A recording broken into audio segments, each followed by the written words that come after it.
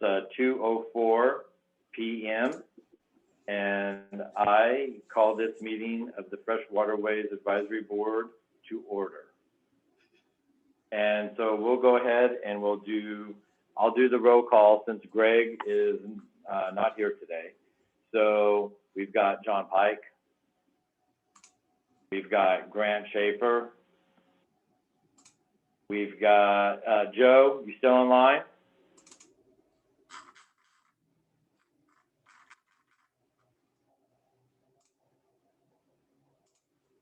Joe Hubachek, you there?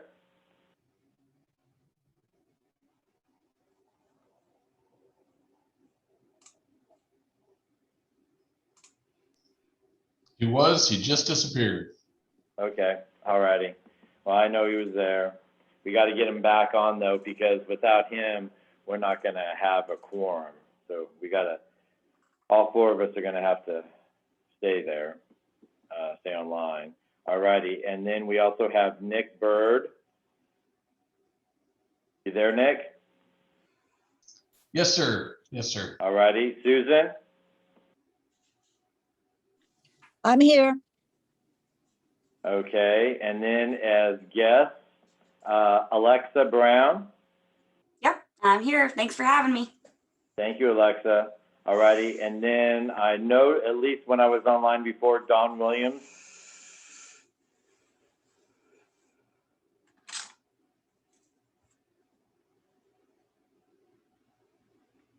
Sarah, is there anybody else other than Alexa and Don Williams?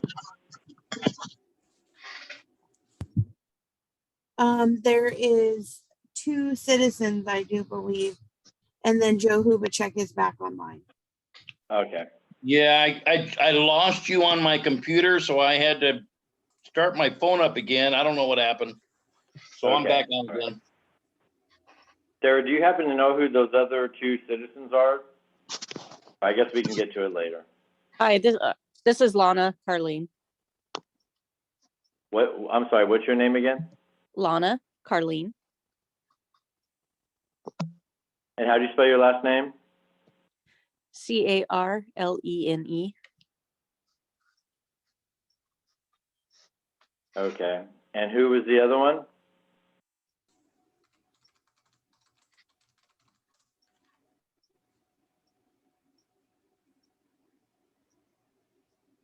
Okay, we'll get to that when we get to the public comment.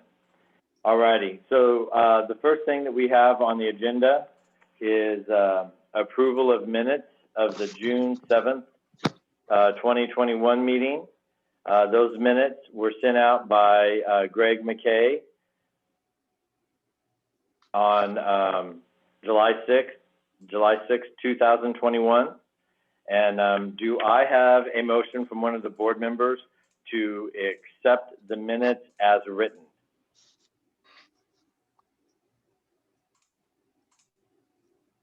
Yeah. I will, Steve. All right, so Joe makes the motion to pass. Do I have a second? Second. John Pike seconds. All those in favor, aye? Aye. Okay, so the minutes are passed. All righty. So we have, as our guest speaker today, we have Alexa Brown of the Grace Harbor Stream Team. So what we'll do is she has a presentation. She came out last Wednesday, and Joe Hubachek and I met with her, and she walked around the north end of the Grand Canal area, and then we also went to a residence house over on Wawona to look at some crud that was in the water at the time. And so she'll have a presentation, and then after that, we'll have a time for board members to do some questions and answer time. So Alexa, I go ahead and I turn it over to you. Thank you for coming. For sure. Thank you guys so much for having me. I do have to have your permission to share my screen. Is there a way for you to turn that on? It says the host has disabled participant sharing. Is there a way for her to do that?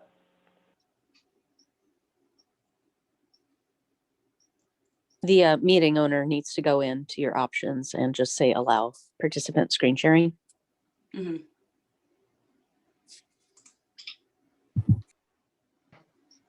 I wonder- Is it Alexa that's trying to screen share? Okay. Yeah. I think you just made me co-host, so I can do it now. Yep. Okay.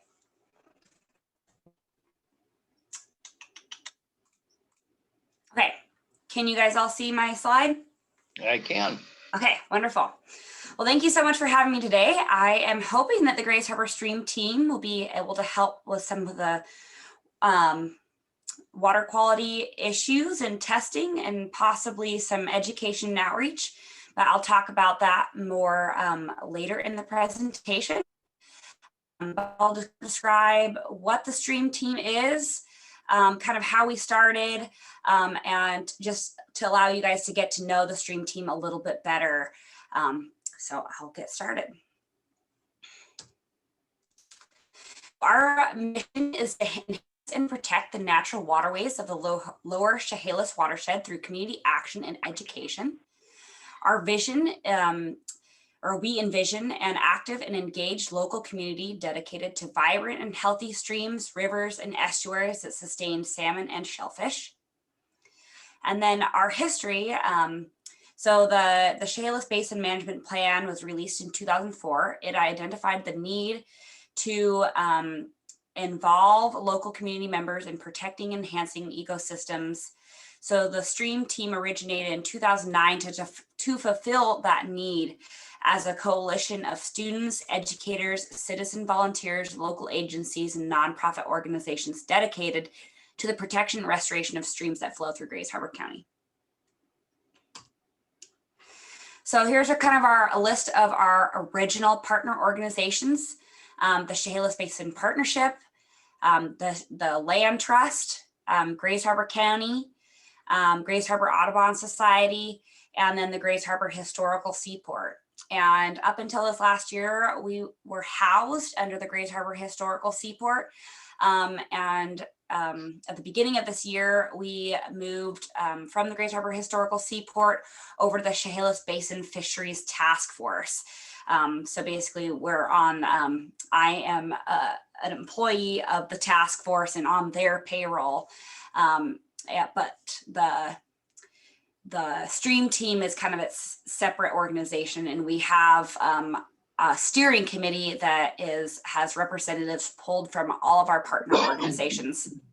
And our steering committee helps drive and focus the Stream team's. So we like to partner with lots of organizations locally. So we collaborate with Grays Harbor College Forestry, state parks, Streams and Memes, Friends of Schaefer and Lake Sylvia, the city of Cosmopolis, the city of Aberdeen, Montesano School District. You know, the list, I'm working on growing this list further and further. And maybe that will be on this list in the future if we decide to partner and work together. So our sponsors, the Chehalis Basin Partnership and lead entity has provided us funds in the past. The city of Aberdeen, we're working on some projects for them currently. The Grays Harbor County Marine Resource Committee, the task force, the Grays Harbor Community Foundation, and Mount Olympus Brewing. So we have some regular sponsors and then some sponsors that have come on recently to support our work. So we are primarily a volunteer organization. So I am the coordinator, but a lot of our work is done through volunteers. So during, COVID, we did kind of scale down some of our volunteer projects, but we still continued to have volunteer work parties. And I'll kind of go into what that looks like or has looked like in the past. But we have done a lot of hours in our community to do all sorts of projects that you'll see.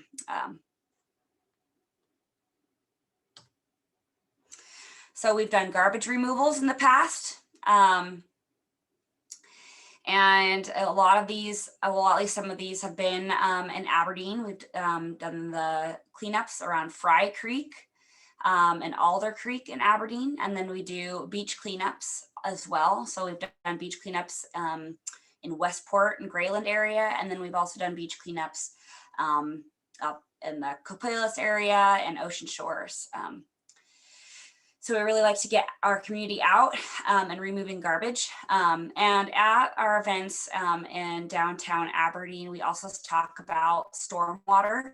And I will talk about that in a little bit too. And some of that education could be beneficial to your community and reaching out to individuals in your community to provide that education as well. So we also do invasive species removal. So we've had quite a few events removing thousands of pounds of invasive species. So we like to work with students and volunteers within the community to host these work parties. And this is one of my favorite areas because this is my specialty, is invasive species. And then we also do planting parties, and we've planted a lot of restoration sites throughout Grays Harbor and the Chehalis Basin.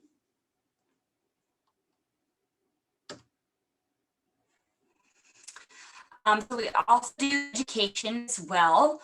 And this is mostly things that I have given presentations on to classrooms directly. We don't tend to have volunteers do those sorts of activities, but we do education on invasive species, macroinvertebrates, the salmon life cycle, native and invasive vegetation, lessons on the riparian zone, wastewater, stormwater, and tide pool education. So a lot of these presentations were done in person in the past. This last year, we took all those presentations and did them over Zoom. And now I'm excited to get back into the classroom in this next year to also do this education. So here's just some examples of what that education looks like in person. We did get some funding through the Marine Resource Committee to bring students up to the Coastal Interpretive Center in Ocean Shores, and that was a lot of fun. And then we also added on some virtual education. And those were the two opportunities that we added on: the riparian zone tour and the tide pool tour. And then we did lots of presentations in this last year about the salmon life cycle, stormwater, and wastewater. And a lot of that stormwater education could be shared with your community as well. Okay. So we've done a lot of outreach as well. Most of our outreach has been attending local festivals, including the Aberdeen Sunday Market, the Watershed Festival, and stuff like that. But in 2020, we didn't, see those sorts of festivals happening. So we tried to offer some virtual talks online. And then I'll talk about some of the other outreach that we've done that may be more, applicable to this group. So we've done some stormwater outreach in the past. So we did a program and are currently working on a program in the city of Aberdeen to mark all the stormwater or storm drains in the city of Aberdeen. So we mark them with these placards that say "No dumping, drains to river," and all of the storm water in the city of Aberdeen and a lot of our local communities drains directly to our waterways. So all these storm drains, you see all these cigarette butts here, all of those would be going straight out to Grays Harbor if they get washed out here. So that's a huge part of educating our community about keeping our storm drains clean, ensuring that we're not dumping stuff down our storm drains, thinking that it gets filtered before it goes out into the harbor. So one big thing that we do is do these storm drain markers, and that educates our volunteers, but then also educates our community about where this water that goes into our storm drains goes. And the more people know about that, the more they're careful about what ends up going down our storm drains, and the more that they're stewards of those storm drains. So we've done work parties where we install these with volunteers. And then another project I worked on for the city of Aberdeen is this door hanger. And we are currently working on hanging these up throughout the city of Aberdeen. During COVID, I did not want to ask volunteers to be hanging these on people's doors with touching their door handles and everything. But we'll be starting to install these this year and handing them out. So this really talks to the point of everything that goes down the storm drain ends up in Grays Harbor. And so we talk about the use of pesticides and fertilizers and how to use those sparingly, repairing auto leaks, disposing of household hazardous waste in the appropriate place, making sure that, cleaning up after your pet, using a car wash or washing your car on an unpaved surface, sweeping up yard debris, and especially getting rid of that yard debris in a good place and not putting it on the water's edge. That increases biological oxygen demand, and so that can be bad if that yard debris is placed near a waterway. And then cleaning up paint and disposing of paints properly, and not dumping them down our storm drains. So these are some of the opportunities that I believe the stream team could help Ocean Shores with. We could help with a volunteer water quality testing program. And these would be your basic parameters: dissolved oxygen, alkalinity, pH, temperature, those sorts of things. And then we could possibly help with a volunteer storm drain marking program if that's something that seems like would be a good fit. And then to make sure, people know about where the water that goes down those storm drains goes. And then other education outreach materials on stormwater and water quality that we could help build and spread are like those door hangers. I could make one specifically for Ocean Shores. Creating press releases for the newspaper and to be shared on the radio, and then flyers for community events and that sort of thing. So I would be happy to work with you guys on these activities, just dependent on funding and what you guys would like to see the stream team help with.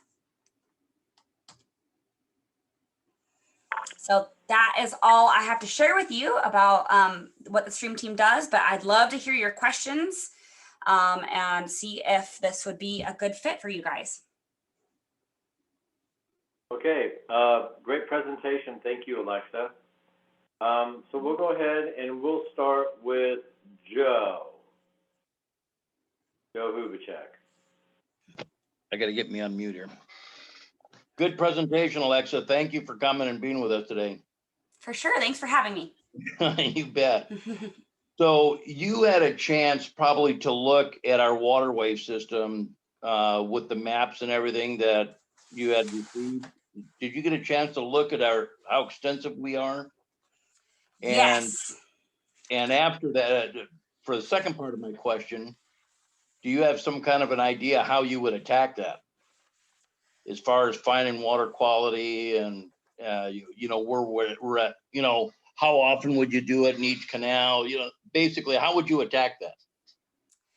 Well, I would really first see like how many volunteers we could get to participate. And that would really determine how often we could check the waterways. But I would try to at least do water quality checking quarterly or seasonally, and preferably doing more testing through the summer. I mean, obviously the weather's the best then, and volunteers like to be outside the most then. And that's also, you know, your time where you're going to have like higher water temperatures, but also focusing in the fall when some of those invasive species start to die off or senesce in the fall. Would also be a really important time to do testing, and testing specifically in areas where there are large problems with the invasives, like in the bells. If I'm saying that right. Yeah. In areas where there's really thick invasive problems, would be where I'd focus the most testing in the fall. But I do need a little bit more time to develop exactly what that water quality testing regime would be.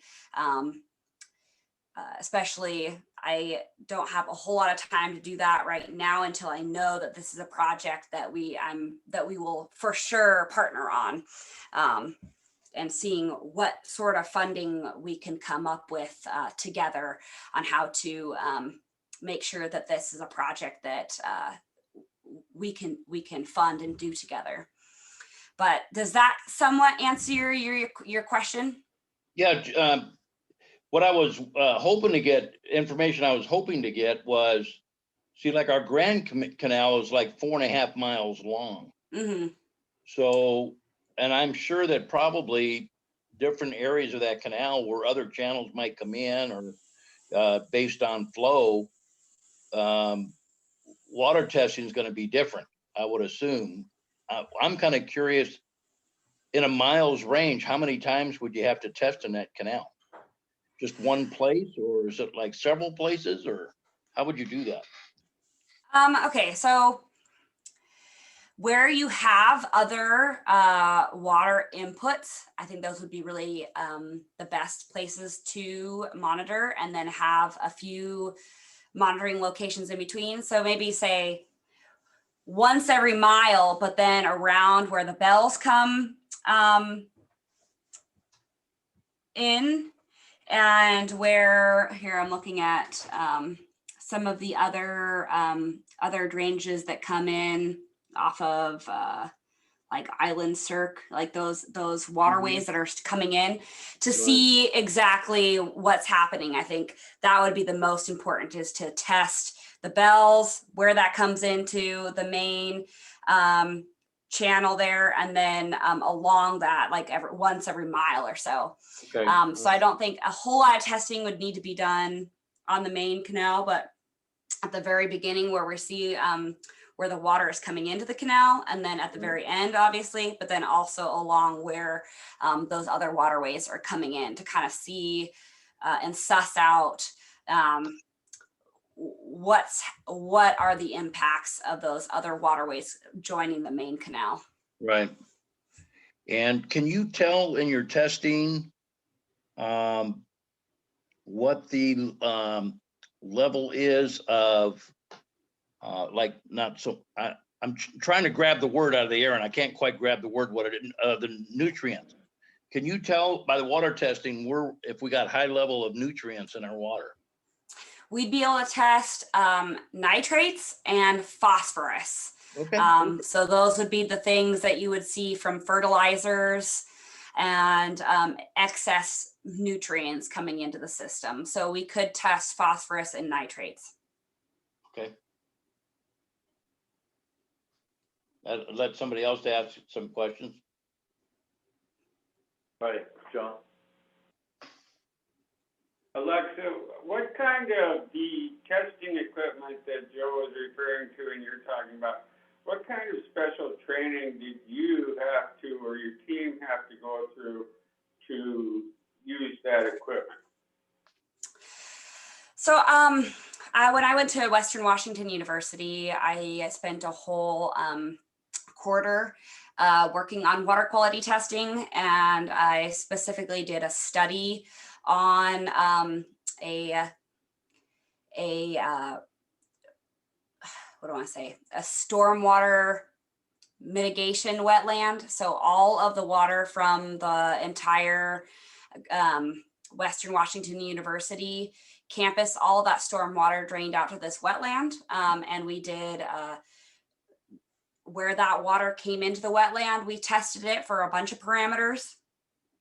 And then where that water exited that wetland, we tested for a bunch of parameters, including that phosphorus, nitrates, dissolved oxygen. And then we tested for a bunch of other things that I was able to test for in the lab. Whereas with the stream team, we do have a little bit more limited testing equipment. And all that stuff I've done at college. And then have worked with this water quality testing kit that I have purchased for the stream team. But that water quality testing kit is limited in the fact that it has its own individual tests for each parameter rather than having, say, an advanced meter. If what an advanced meter would be to be purchased for the use of testing the water quality, our testing would be quicker and faster. But the stream team currently doesn't have the funds to purchase more of an advanced tool like that. We just have this kit that you have to do all of the testing by hand. Sounds like you have a pretty good background. That's excellent. But as far as the equipment it goes that you use, have you had to get any license or anything to operate that equipment? I do not have a license to operate that sort of equipment. Right. And I don't believe that you would need a license to operate that sort of equipment, but if there is, for some reason, if you guys need that to be done for a license to be, if you need me to be licensed, I could look into that further. But no, I'm not aware of any license that's needed. I used to do some similar testing myself when I was employed. So thank you very much. Appreciate it. For sure. Thank you. Pam? Hi. And by the way, everybody, Pam is here at the boathouse as well. Hello, Pam. And Hi, Pam Pam. doesn't have any questions for Alexa. All right, Grant. Grant doesn't have any questions.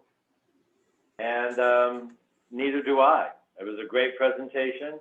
And I think it definitely gives the advisory board members, a lot to think about and how we can collaborate in the future possibly. All righty. Joe, do you have any last minute question? I just had one, and Okay. she actually covered a lot of the stuff that I wanted to hear, but one other question.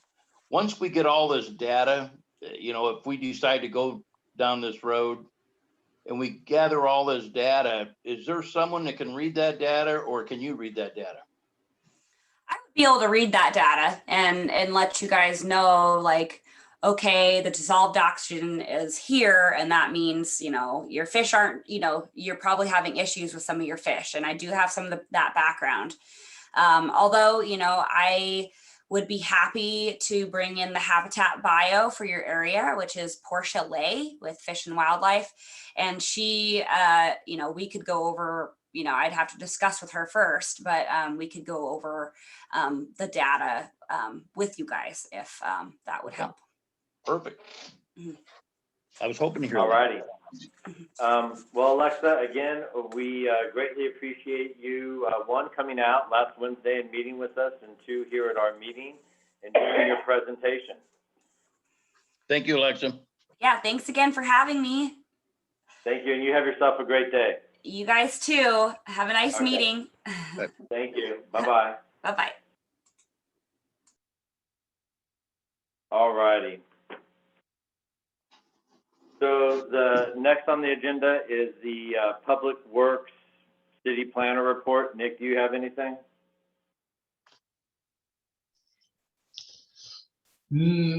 Not really. I guess let me throw a caveat out there. You know, there is something that we will need to be talking about here in the near future as it relates to shoreline rehabilitations and removal of trees. Not ready to dive into that at this stage in the game, but you know, I think in an upcoming meeting, if we could set a little bit of time aside, that would be very beneficial. Yeah, we'll do that, Nick. Okay, thank you. All right, Fresh Waterways Corporation report. Nothing to report?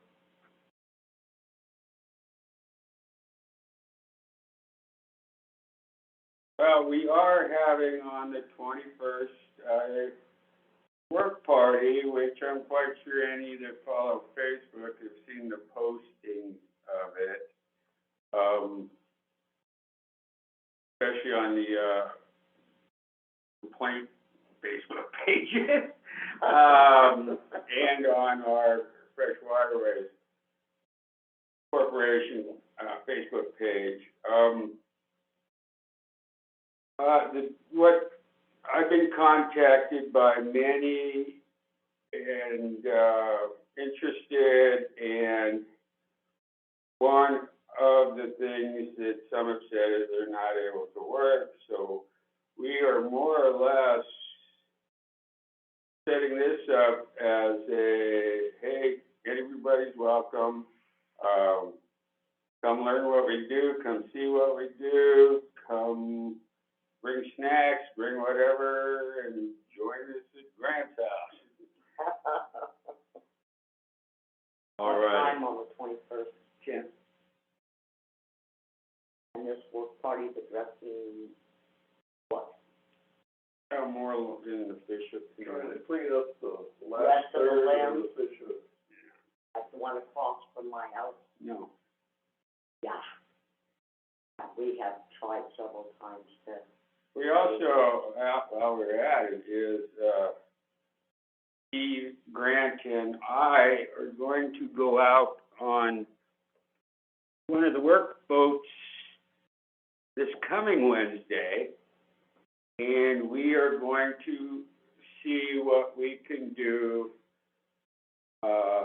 as far as mechanically harvesting some of the pennywort. We're not gonna go out on a big full-blown clear out Grand Canal, but we are going to do some experimenting to see how labor intensive it is, you know, for our group, and see if it in any way would be possible going forward to perhaps throw some of those into the work party. then as far as where to deposit it, that does make good compost. That's what we do with this stuff. So that's all from the court. Gotcha. All righty. All right, so next we have old business. And the first is the aquatic weeds, never-ending saga. And first we have on there harvesting, equipment, manpower, and funding. So last meeting, we had a very in-depth conversation about this. And I don't know if anybody has anything to add at this point. I don't have anything really to add about it, other than, as John just told you, that Grant, he and we're gonna go out and try to do a little something and kind of see where we can go with it, right? I think that's really kind of all we can do right now with that. But Joe, do you have anything to add on that? No, I think we pretty much covered at the last meeting, what we're gonna do. We already got our mailings out, so sounds like we're not too far away from herbiciding, sounds like. But I will say this. I went up Bass Canal, got to the end of it and found out there's a spring boiling up off the bottom. It looks like there's a freshwater spring. which I never seen before. And which just doesn't have anything to do with the weeds. It's just something I noticed I wanted to bring up before I forgot. Where and was, caught, and caught about 4 bass. where did you see that? That was in Bass Canal. Spring? Yeah, I'm on Bass Canal, so I'm just wondering. Yeah, it was on the Was it- north end of Bass Canal. Yeah, is it like in the middle towards one side or the other? It's kind of in the middle, probably about 100 feet before you get to the very end of Bass Canal. Okay. Okay, Cool. I'll go so check I it. hate to kind of derail that conversation, but right now we're talking about the harvesting and we really need to stay on the plan Okay. for the agenda. I hate to do that, but we'll never get through this meeting. I know, I just wanted to say before I forgot. Okay, all right. Okay, so next we have water testing, pH dissolved oxygen and whatnot. And I know that that is a project that Phyllis was looking into maybe restarting. So I think we probably need to wait until she comes to the next meeting so we can talk about that.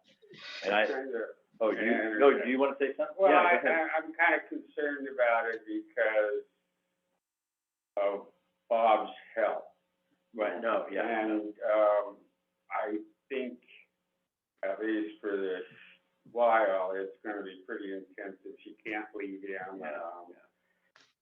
So, in communications, because Bob and Bruce have been very, I don't know when she can.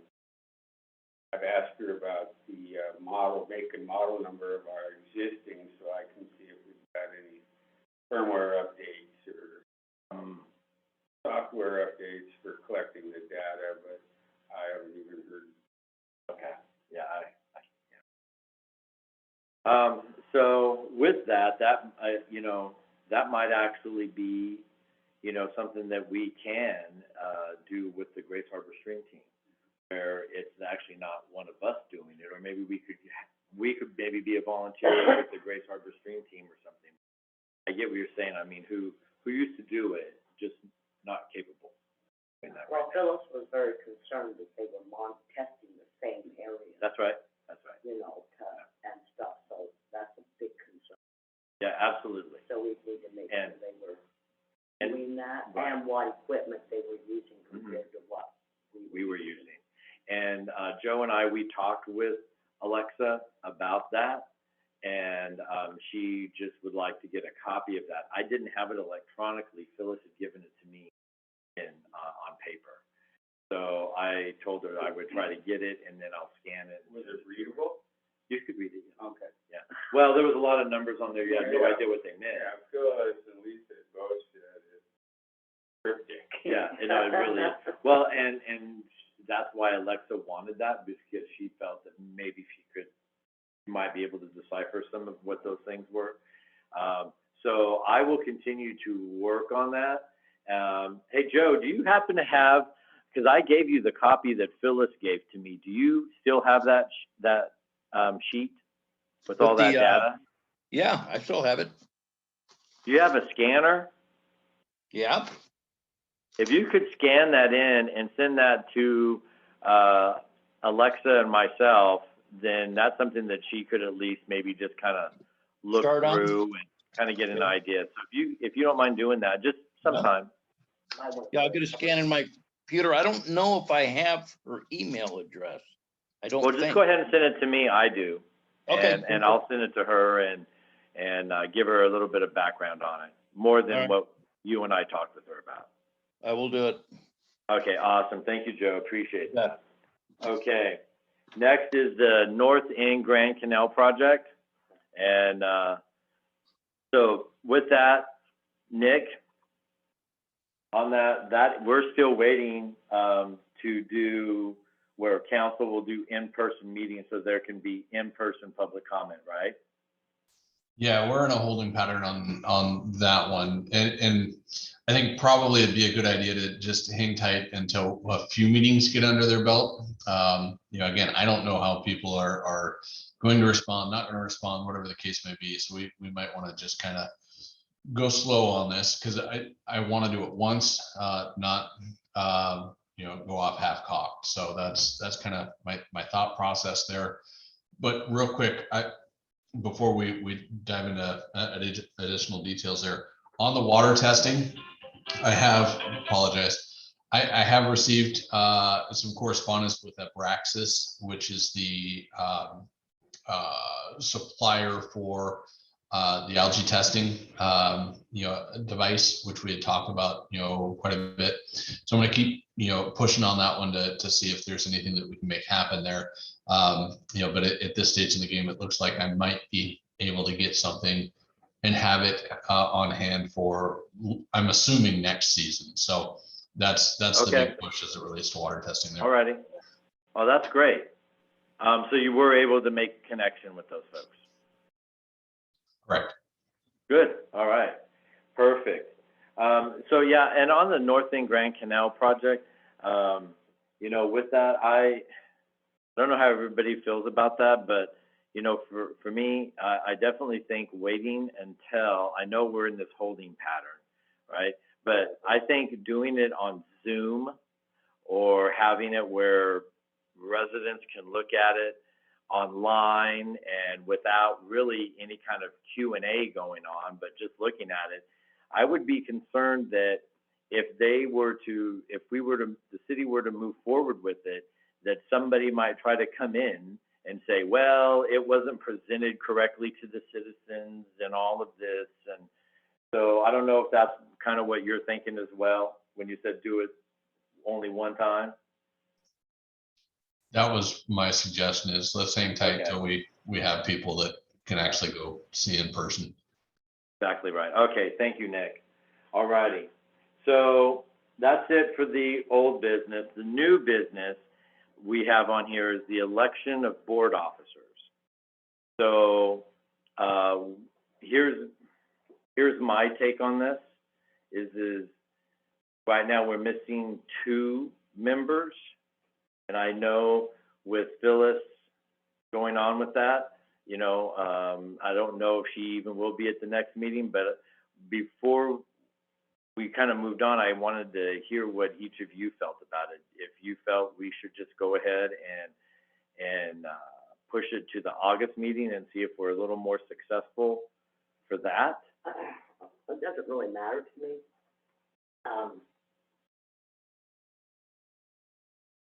Unless, who else is missing, Greg? Yeah, Greg and Phyllis. Oh, who's your secretary today? Me. I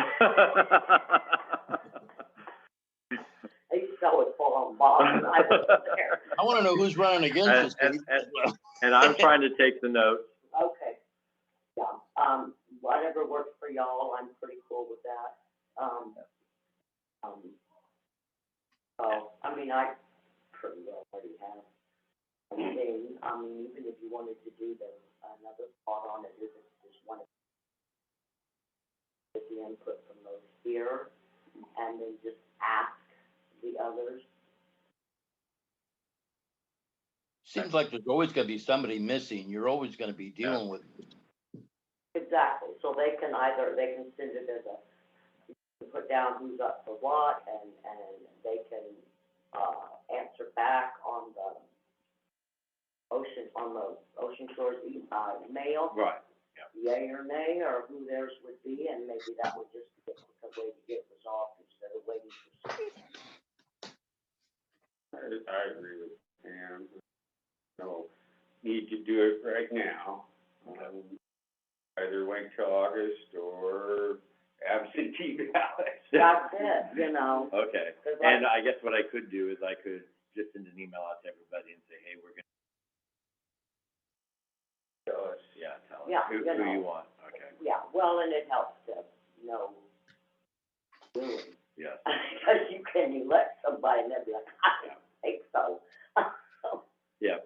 Okay. All righty. Okay, so. We can finalize that August. Yeah, we can. So I propose that what we do is, with the agenda item of the election of board officers, is that we table it for this meeting, and that we move it to the August 2nd, 2021 meeting.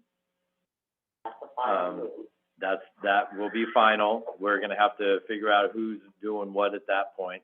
So, all those in favor to that, say aye. Aye. Okay. Ayes got the floor. Okay, so next we'll go to public comment. We'll start with Don Williams. You still online, sir?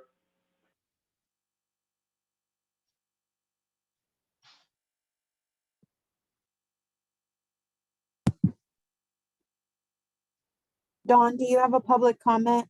Yeah, no, I don't. Hope you can hear me. I don't have any comments. Thank you. Thank you, Don. Okay, and Lana Carlene? Yes, this is the first meeting I'm attending, so I'm just kind of here to listen in, but I was wondering, as a canal lot owner,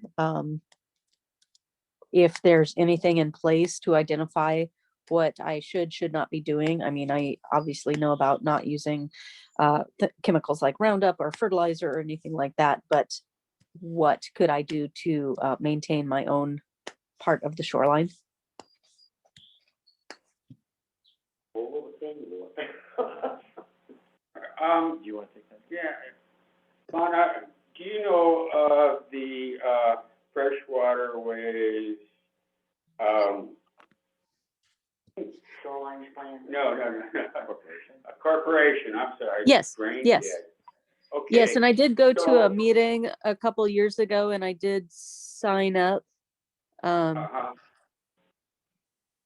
we've got some advice on there, and really it's more, our concern is what bad things, like the fertilizers, like the nutrients, like Yep. that kind of stuff,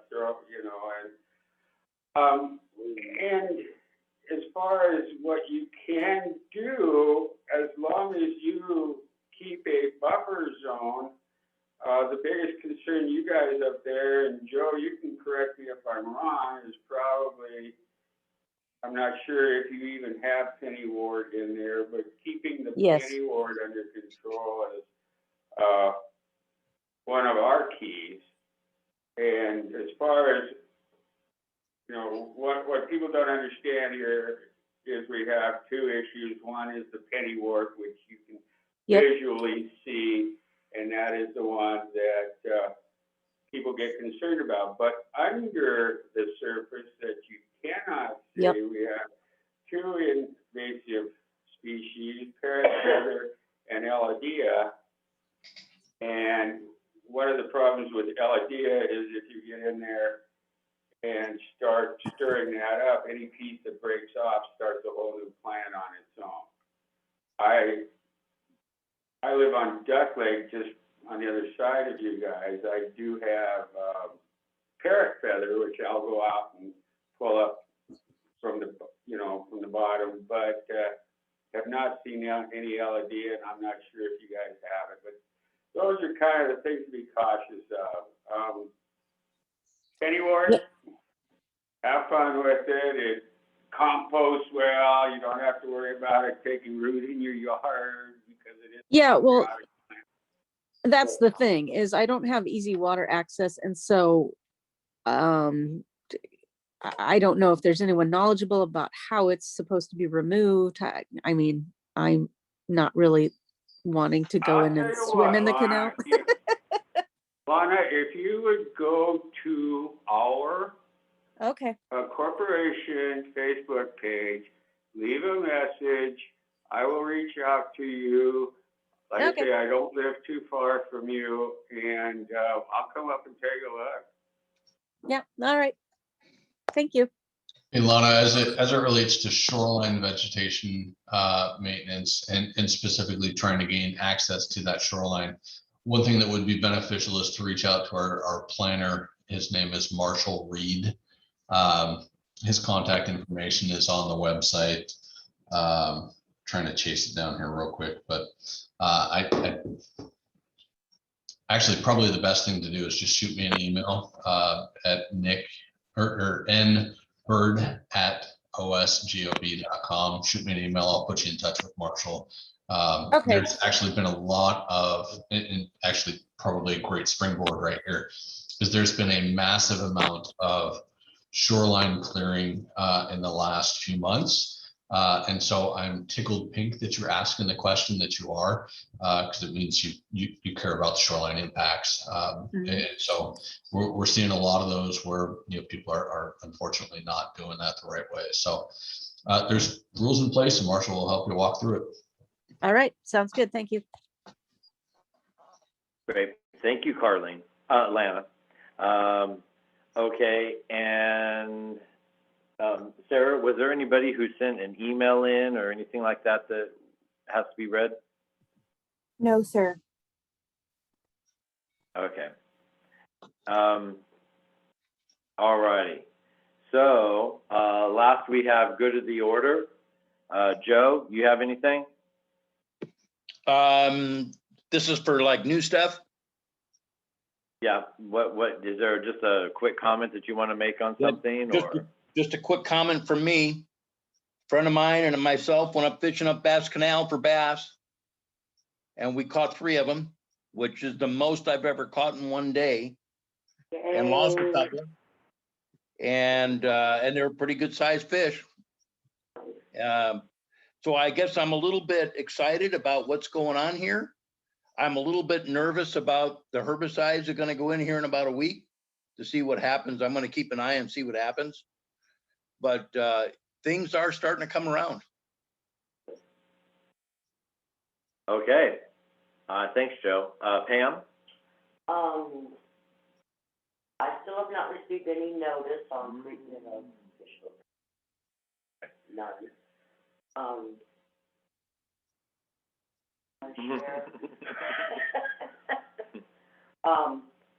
As far as the cleanup of the one across from us, we've talked to them a couple times and said, you know, well, we'll help you, you know, because you can't get in there and clean it up yourself. It would entail like my husband kayaking over there, tying it up, and pulling it out with the board up into the yard.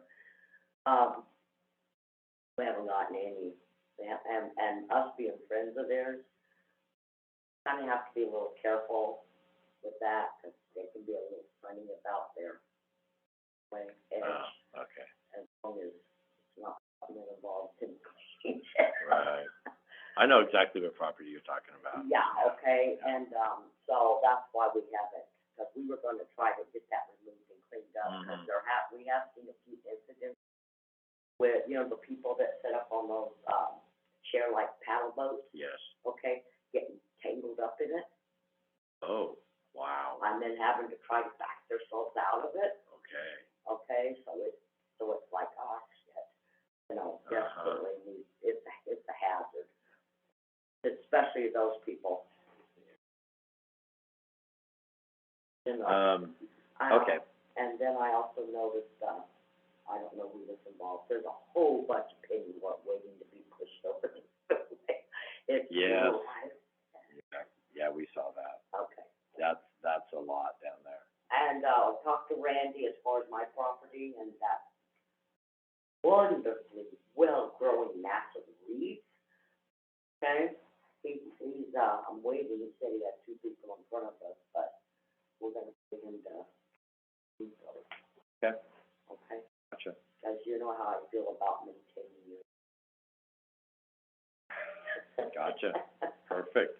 Now neighbors will hate us because it will leak all summer. Oh, boy. But there's no way around it. And this thing just keeps doubling every damn year.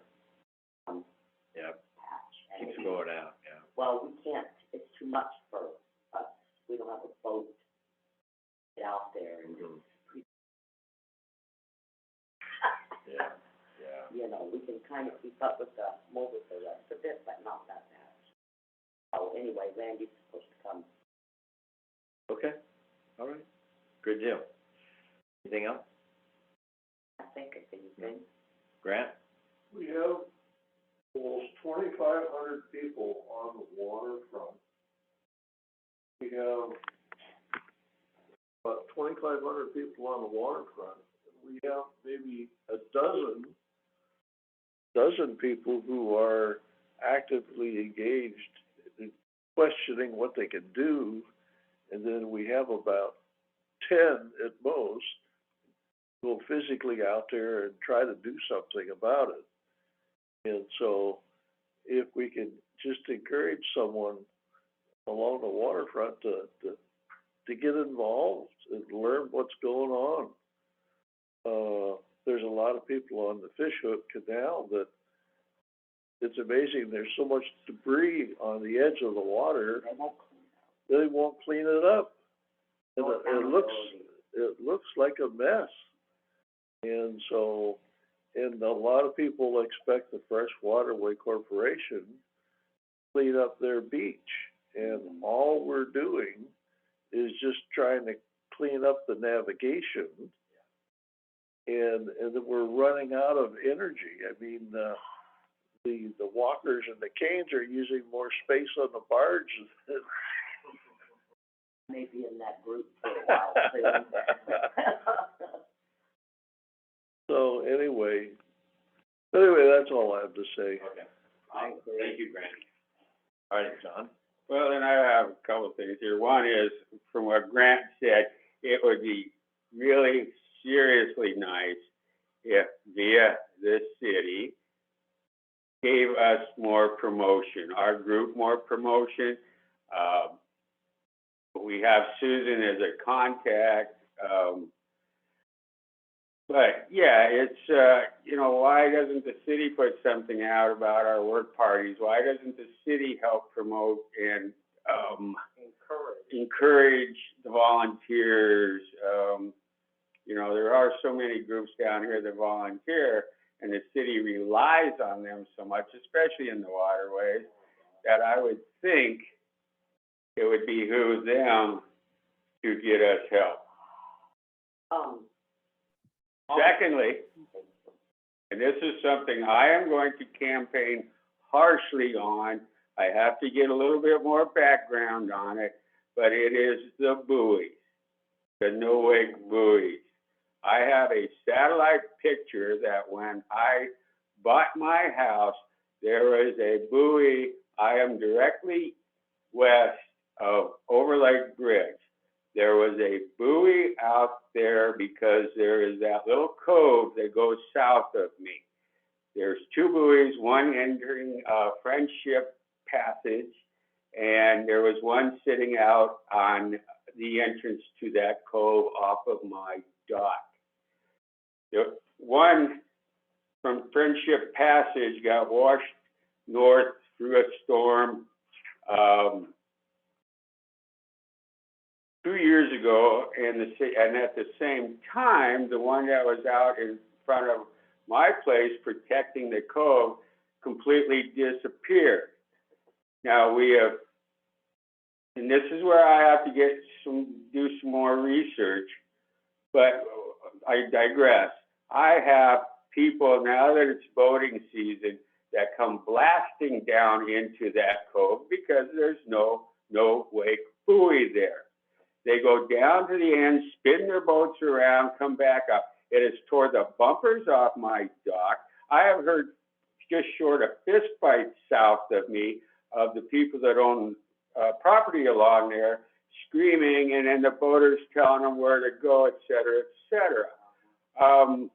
I had a guy last week that had a boat with what sounded like a big old V8, came down through there, went about one lot south of my house, spun a big old donut in his boat, and took back off north.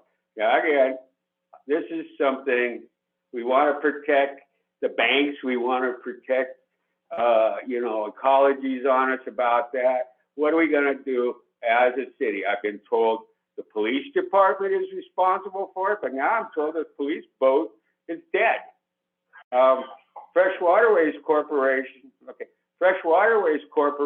volunteered to relay these buoys out, and we were told no.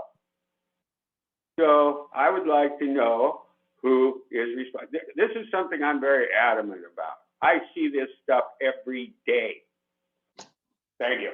Okay, so quick response on the, buoy. Can I respond to that, Steve? Wait, just a second, Joe. Right. So, Hecox Hollow, when you say the cove, just so you know, it's called Hecox Hollow, right?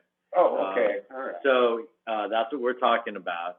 And, so Bob Fow and I met with the chief of police. It has now been, well, it's been about 18 months. And, then at that same meeting was, he wasn't the deputy chief at that time, but he's a deputy chief now, Kyle Watson. And after we did that,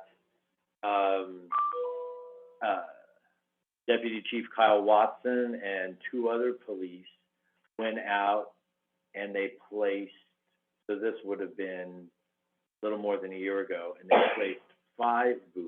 Okay. But the one that you're talking about there going into Hecox Hollow was not one of them. It desperately needs it. And what we did was, it just so happened to have this here, John. Everybody, what I'm doing is I'm looking at my cell phone because I have a picture that I took.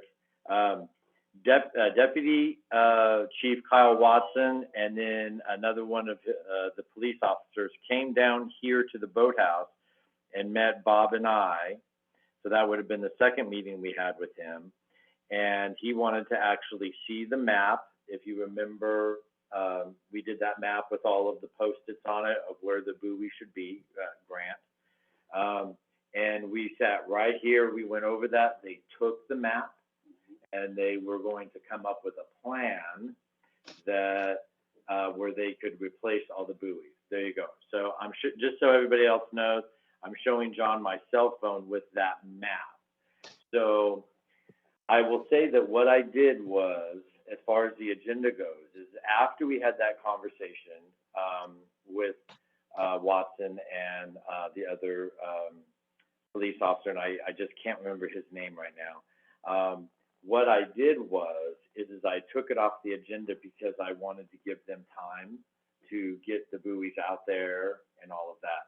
So what I will do, John, is we can put that on the agenda for next month, and then we can contact. I have Deputy Chief Kyle Watson's business card, and I will send him an email today asking if he could find time to come to our meeting, our next advisory board meeting, and maybe kind of give us an update on that, and maybe that would be helpful.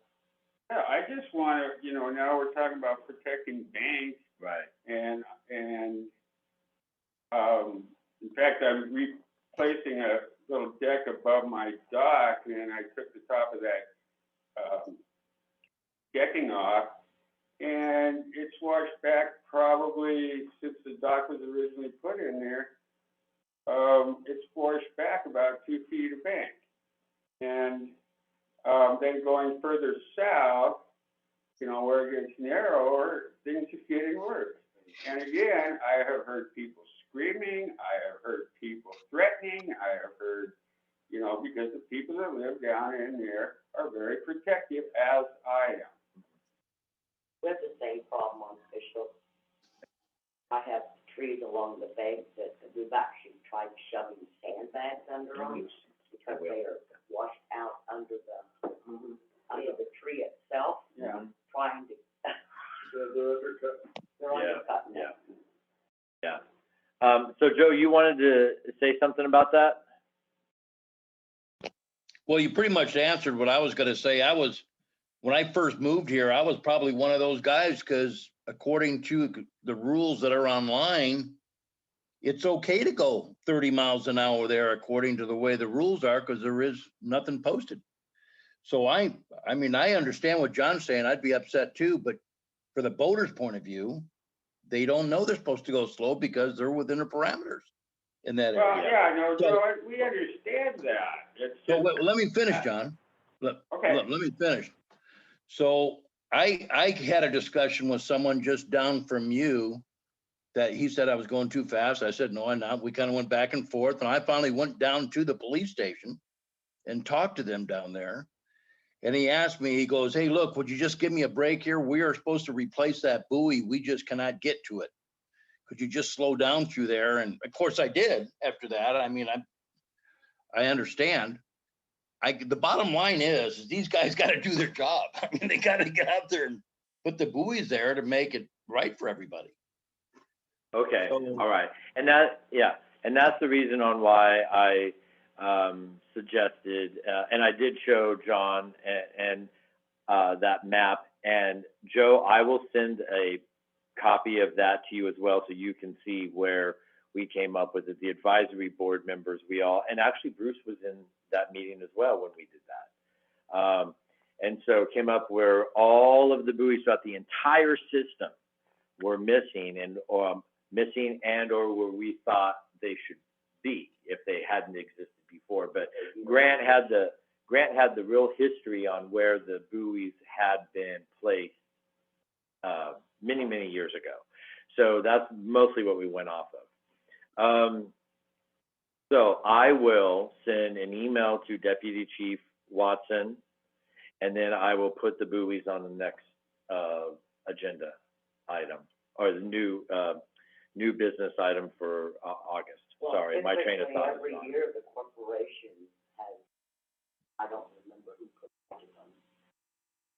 We're always going out and either relocating the buoys back where they were supposed to be or replacing several buoys every year.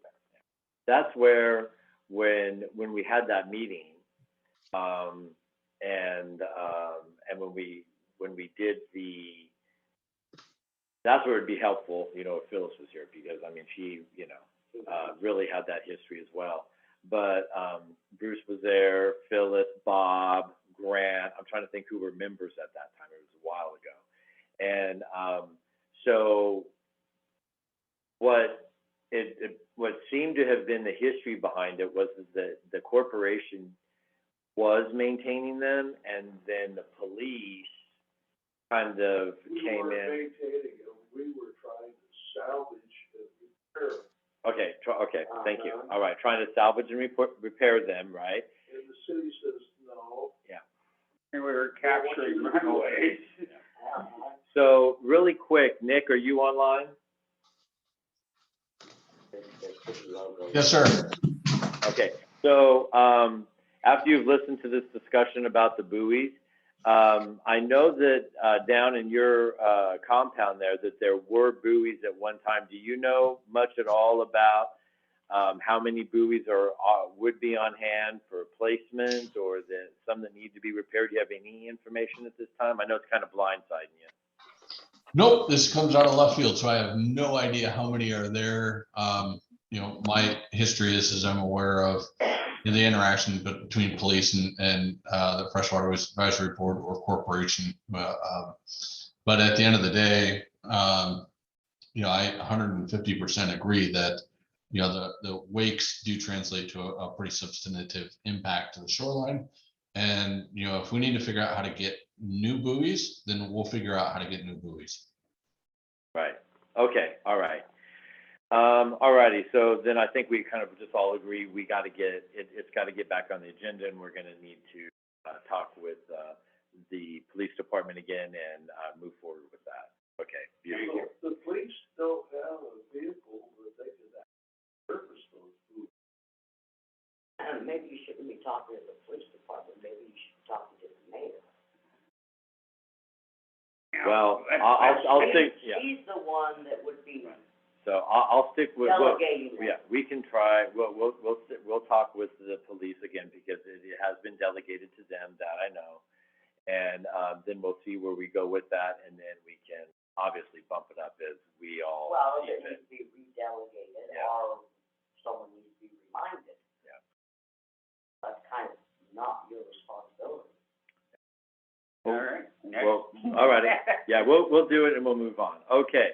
So actually, that, oh, all right. Nick, do you have anything for good of the order? Negative, sir. Thank you, though. All right, thank you. Susan, do you have anything for good of the order? No, thank you. All right, thank you. Okay, so let's see, it is 3:15. I adjourn this meeting. The next meeting will be held August 2nd, Monday at 2 p.m. and probably via Zoom. More information to follow on that. But everybody have a wonderful day. Sarah, thank you very much for being online and all the support that you give to us. You all have a great day. Thank you.